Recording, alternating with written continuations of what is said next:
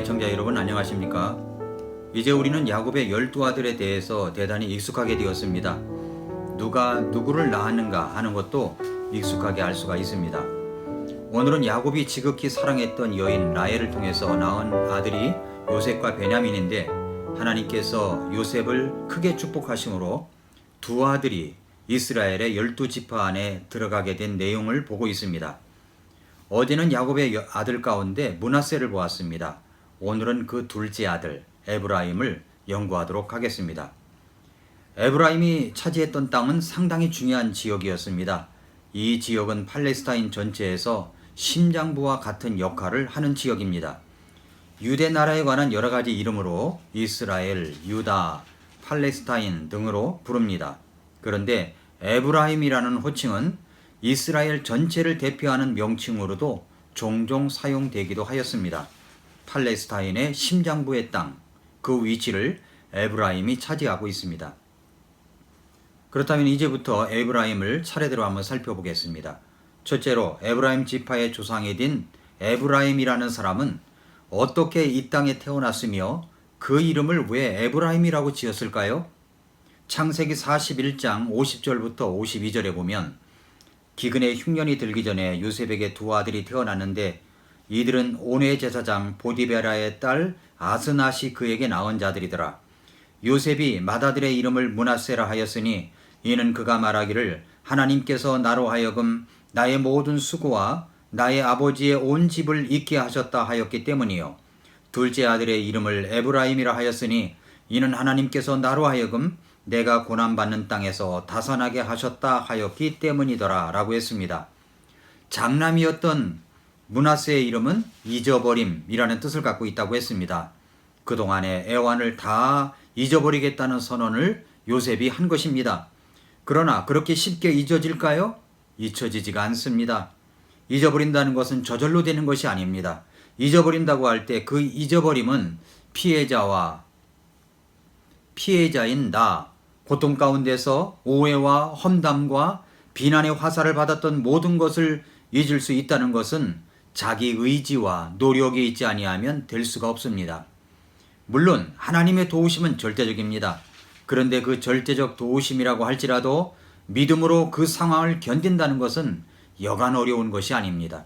능동적으로 잊어버리겠다는 선언을 한 것입니다. 요셉의 잊어버림은 하나님께서 나로 하여금 잊어버릴 수 있도록 도우신다는 내용입니다.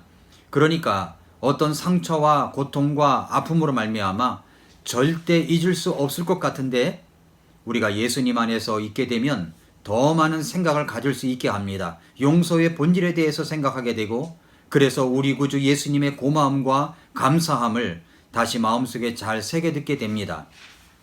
그래서 용서가 될 수가 있는 것입니다. 그래서 잊어버릴 수가 있게 되는 것입니다. 이제 둘째 아들을 낳았습니다. 야곱은 둘째 아들의 이름을 에브라임이라고 지었습니다. 그 이름의 뜻은 다산함, 창대함이라는 뜻을 갖고 있습니다. 더 해석하면 갑절로 열매를 맺게 되었다는 뜻입니다.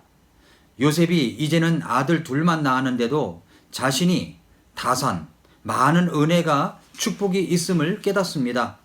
그래서 에브라임, 다산하게 되었다라고 그 이름을 짓게 된 것입니다. 요셉을 한번 생각해 보십시오. 꿈을 꾸고 꿈을 말했더니 그 꿈 때문에 형제들에 의해서 죽으라고 구덩이에 내던졌었습니다. 그 구덩이에서 다시 꺼낼 때까지 얼마나 울며 불며 두려움에 떨었겠습니까? 그런데 꺼내주는가 싶더니 아예 형제들 눈에 사라지도록 지나가는 상인들에게 팔아버렸습니다. 자기 형제를 인신매매하여 팔아넘기는 형제들이 있을까요? 요셉의 형들은 정말 그 짓을 한 것입니다. 요셉은 이유도 알 수 없이 이집트의 노예로 팔려갑니다. 노예로서 보디발이라고 하는 이집트 왕의 경호대장 집에서 정말 과거를 보지 않고 하나님과 함께하며 성실하게 일을 했습니다. 그랬더니 주인의 아내가 유혹을 합니다. 거절하였더니 이번에는 인생의 가장 밑바닥이라고 할 수 있는 감옥에 들어가게 됩니다. 그곳에서 수년의 세월을 보냅니다. 하나님 앞에서 순결하게 살아가고 주인과의 관계에서 올바름을 결단하였던 결과는 감옥이었습니다.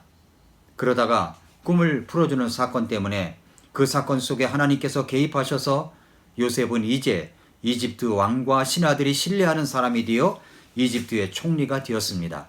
그리고 결혼하여 아들 둘을 낳습니다. 므낫세와 에브라임입니다. 에브라임을 낳고 그는 하나님의 은혜를 생각합니다. 하나님이 내가 고생한 이 땅에서 나를 보생하시어 다산의 축복을 주시는구나. 이런 배경 속에서 태어난 이름, 그 이름이 바로 에브라임입니다. 자, 이제 요셉의 아들인 에브라임은 어떻게 쓰임을 받게 되었을까요? 둘째로 야곱이 에브라임을 축복한 내용입니다. 창세기 48장 17절부터 20절에 보면 요셉이 자기 아버지가 오른손을 에브라임의 머리에 얹은 것을 보고는 그것을 기뻐하지 아니하여 자기 아버지의 손을 에브라임의 머리에서 므낫세의 머리로 옮기려고 그것을 들며 자기 아버지에게 이르되 내 아버지여 그리하지 마옵소서. 이 아이가 맏아들이니 아버지의 오른손을 그의 머리에 얹으소서 하매 그의 아버지가 거절하며 이르되 나도 안다. 내 아들아 나도 안다. 그도 한 백성이 되고 그도 크게 되려니와 진실로 그의 동생이 그보다 더 크게 되며 그의 씨가 여러 민족을 이루리라 하고 그날 그들을 축복하며 이르되 네 안에서 이스라엘이 축복하여 말하기를 하나님께서 너를 에브라임 같고 므낫세 같게 하시리라 하리라 하여 에브라임을 므낫세보다 앞에 두었더라 라고 말씀을 했습니다. 요셉이 아버지 야곱이 돌아가시기 전에 두 아들에게 축복을 받게 하고자 아버지 야곱 앞에 두 아들을 세웁니다. 장자는 오른쪽에 차자는 왼쪽에 그렇게 세웠습니다. 이것은 전통적으로 하나님의 축복을 오른손에 의하여 축복을 받을 수가 있었던 것이고 또 오른손의 축복을 귀중하게 여겼습니다. 그런데 야곱은 오른손을 장자인 므낫세에게 가는 것이 아니라 손을 어긋맡겨서 오른손을 차자인 에브라임에게 왼손을 장자인 므낫세에게 머리 위에 올려서 축복을 합니다. 요셉의 입장에서 생각해 보십시오. 자신이 이름이 들어간 지파가 형성된 것도 아닙니다. 장자에게 장자의 축복이 주어지기를 바랬지만 아버지 야곱의 생각은 달랐습니다. 요셉이 크게 실망할 수가 있었을 것입니다. 그런데 사실 요셉의 실망은 실망할 내용이 아니었습니다. 그것은 사실상 넘치는 축복이었습니다. 우리도 그렇습니다. 때때로 우리에게 주어지는 축복을 축복으로 간주하지 못할 때가 있습니다. 축복을 잘못 해석하여 실망할 때가 있습니다. 우리 자신을 생각해 보십시오. 여러분은 무엇 때문에 그렇게 실망하고 있습니까? 지금 주어진 여건과 환경과 살아가는 그 모습 속에서 사실 축복이라고 생각해 보지 않았습니까? 축복입니다. 그렇다면 실망하지 마십시오. 요셉은 자신이 희생됨으로 두 아들이 12지파에 들어갈 수 있는 엄청난 축복을 누리게 되었습니다. 에브라임이 차자인데도 장자의 축복을 받았습니다. 이 상황에서 여러분 므낫세를 생각해 보십시오. 그는 질투하지 아니하고 시기하지 아니하고 그 모든 상황을 하나님의 섭리로 받아들였습니다. 그랬더니 담장을 넘어가는 가지처럼 므낫세를 하나님께서 그렇게 쓰신 것입니다. 왜 하나님은 에브라임에게 장자의 축복을 주셨을까요? 그건 저도 모르겠습니다. 그것은 하나님의 권한입니다. 그것을 인간이 왜 그렇게 하느냐고 따질 수가 있겠습니까? 내게 주어진 축복을 생각하지도 않고 남이 받은 축복만 더 크게 생각하여 늘 불만과 불평과 근심과 걱정 속에 지낸다면 그것은 아주 잘못된 태도여 생각입니다. 모든 것이 다 하나님의 은혜입니다. 내게 주어진 축복만 보십시오. 남과 그렇게 비교하지 마십시오. 하나님의 권한에 무례한 태도를 갖지 마십시오. 나는 나대로, 너는 너대로 하나님의 권한 속에서 사용하시고 축복을 하시는 것입니다. 셋째로 모세를 통하여 주시는 에브라임의 축복을 보겠습니다. 신명기 33장 17절을 보면 그의 영광은 그의 수수의 첫 새끼 같으며 그의 뿔들은 유니콘들의 뿔들 같도다.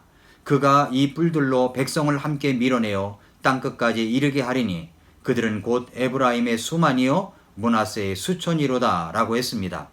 에브라임은 수만, 므낫세는 수천. 자, 이 이야기를 들으면서 내가 가진 수천을 생각하는 것이 아니라 남이 가진 수만을 생각하기도 합니다. 정말 나에게는 사실 축복이 1도 없었던 사람들이었습니다. 그런데 수천이 되었습니다. 정말 감사한 것이 아니겠습니까? 하나님께서 나에게 수천의 복을 주셨습니다. 감사가 정말 넘칩니다. 일도 없었던 나에게 수천의 복을 주시다니요. 그런데 내 옆에 있는 사람이 수만의 복을 받았습니다. 그러면 우리는 어떻게 생각이 듭니까? 내가 가진 수천이 너무 작게 보입니다. 감사가 사라집니다. 불평이 생깁니다. 기쁨이 사라집니다. 우리 주변에서 어떤 사람이 나보다 더 축복을 받았다는 사실 때문에 배가 아파서 하나님을 원망하고 불평을 일삼는 사람이 있을 수가 있습니다. 그런데 잘 생각해 보십시오. 그렇다고 다른 사람이 그렇게 수만의 복을 받았다고 하나님이 나를 저주한 것입니까? 아닙니다. 일도 없었던 나에게 수천의 복을 주신 것이라는 사실을 여러분은 잊었습니까? 나는 흔히 쓰는 바가지라고 생각될 때가 있습니다. 그런데 옆 사람은 금그릇입니다. 내가 바가지라는 사실 때문에 우리는 나를 형편없는 자로 여깁니다. 성경에 뭐라고 하였습니까? 디모데후서 2장 20절부터 21절에 보면 그러나 큰 집에는 금그릇과 은그릇뿐만 아니라 나무그릇과 질그릇도 있어 어떤 것들은 존귀에 이르고 어떤 것들은 수치에 이르나니 그러므로 사람이 이런 것들로부터 자기를 깨끗하게 하면 존귀에 이르는 그릇 곧 거룩히 구별되어 주인의 쓰기에 합당하며 모든 선한 일에 예비된 그릇이 되리라 라고 말씀을 했습니다. 금그릇, 은그릇, 나무그릇, 질그릇이 있습니다. 또 바가지도 있다고 생각해 보십시오. 그러나 여러분, 이 그릇이 중요한 것이 아닙니다. 하나님께서는 사람이 어떤 그릇일지라도 자기를 깨끗하게 하면 존귀에 이르는 그릇이 되고 거룩히 구별된 그릇으로서 하나님의 쓰시기에 합당한 모든 선한 일에 예비된 그릇이 될 것이라고 말씀하고 있습니다. 마지막 네 번째로 출애굽기 28장에서의 지파를 상징하는 보석을 보겠습니다.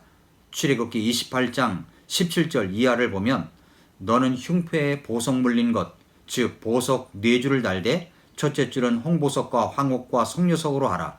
첫째 줄은 이러할지니라. 둘째 줄은 에메랄드와 사파이어와 다이아몬드로, 셋째 줄은 호박과 만호와 자수정으로, 넷째 줄은 녹주석과 줄만호와 벼곡으로 하고 그것들을 그것들의 틀에 넣고 금으로 물릴지니라 라고 말씀을 했습니다. 여기서 에브라임을 상징하는 보석은 호박입니다. 호박이라는 보석은 우리가 잘 들어보지 못한 보석입니다. 사실 이 보석에 대한 정보를 얻는 것도 그렇게 쉽지가 않았습니다. 알아보니 이 호박이라는 보석은 깎기가 대단히 어렵다고 합니다. 아주 오랫동안 정성을 다하여서 깎아야 하고 그렇게 깎고 또 깎고 정성을 다하여 깎다 보면 이 보석이 정말 아름다운 광채가 난다고 합니다. 이 보석은 황금색입니다. 황금색 중에서도 화려한 보석입니다. 요셉이 이름을 지을 때 어떤 생각을 갖고 에브라임이라고 지었을까요?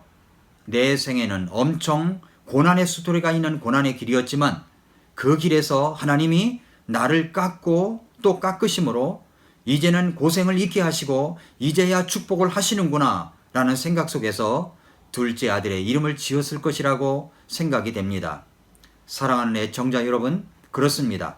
지금 여러분이 고통을 받고 있습니까? 말할 수 없는 고난 속에 있으십니까? 그렇다고 하나님이 여러분을 축복하시지 않은 것이 아닙니다. 여러분은 이미 축복을 받은 분이십니다. 그런데 그것이 너무 큰 고통과 고난 때문에 보이지 않을 수가 있습니다. 그러나 요셉처럼 나를 깎고 또 깎으셔서 마침내 빛나는 보석으로 만들어 주실 줄 믿습니다.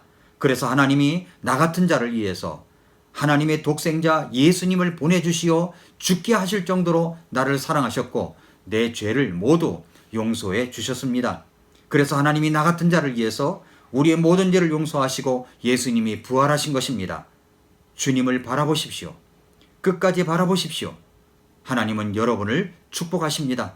남이 가진 수만을 생각하지 마시고 일도 없었던 나에게 수천의 복을 주셨다는 것을 기억하시기를 바랍니다. 오늘도 미라클 모닝입니다.